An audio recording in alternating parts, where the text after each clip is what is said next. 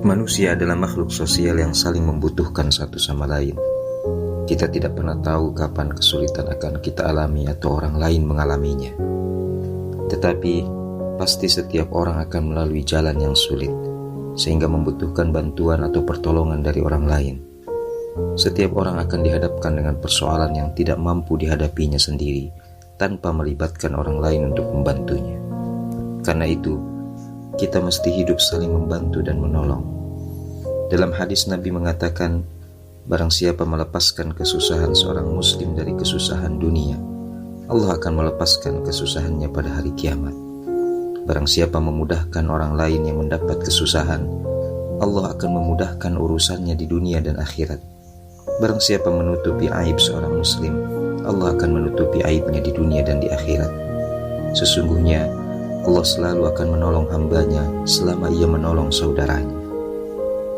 Saling membantu atau menolong ini tentunya dalam hal kebaikan, bukan dalam keburukan dan kejahatan.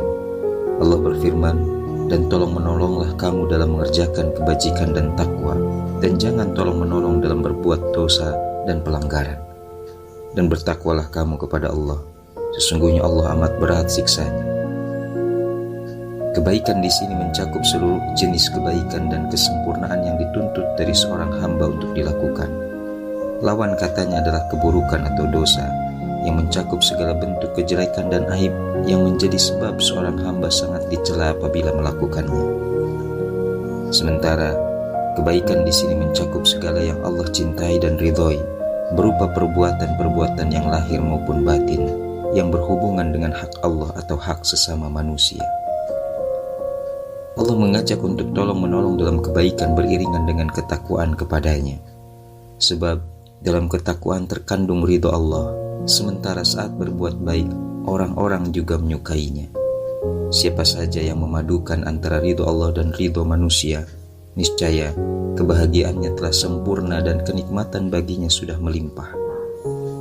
Allah dalam Al-Quran misalnya, secara terperinci menyebutkan perihal kebajikan ini. Bukanlah menghadapkan wajahmu ke arah timur dan barat itu suatu kebajikan. Akan tetapi sesungguhnya kebajikan itu ialah beriman kepada Allah, hari kemudian, malaikat-malaikat, kitab-kitab, nabi-nabi, dan memberikan harta yang dicintainya kepada kerabatnya, anak-anak yatim, orang-orang miskin, musafir, dan orang-orang yang meminta-minta, dan memerdekakan hamba sahaya, mendirikan salat dan menunaikan zakat, serta orang-orang yang menepati janjinya apabila ia berjanji, dan orang-orang yang sabar dalam kesempitan, penderitaan, dan dalam peperangan. Mereka itulah orang-orang yang benar imannya, dan mereka itulah orang-orang yang bertakwa. Kebaikan selalu mengandung kemaslahatan tidak hanya bagi diri sendiri, tapi juga orang lain di dunia maupun akhirat. Dengan saling menolong dalam kebaikan, hal itu akan menyebar dan pada akhirnya akan menjadi budaya. Hubungan sosial yang dilandasi dengan cinta, kasih, dan sayang, serta saling membantu dan menolong akan melahirkan masyarakat yang kuat, harmonis, serta mampu menghadapi dan menyelesaikan persoalan yang terjadi secara baik. Allah senantiasa membantu dan menolong orang yang membantu dan menolong orang lain. Jangan pernah meremehkan kebaikan, sekecil apapun. Jika orang lain terlihat malas berbuat baik, bantu dan tolonglah dia untuk melakukan kebaikan. Jika orang lain dalam kesusahan dan kesulitan hidup, bantulah dengan kebaikan. Misalnya dengan bersedekah, memberi hutang, memberi nasihat solutif yang mampu menyelesaikan persoalannya, dan mengangkatnya dari jurang penderitaan.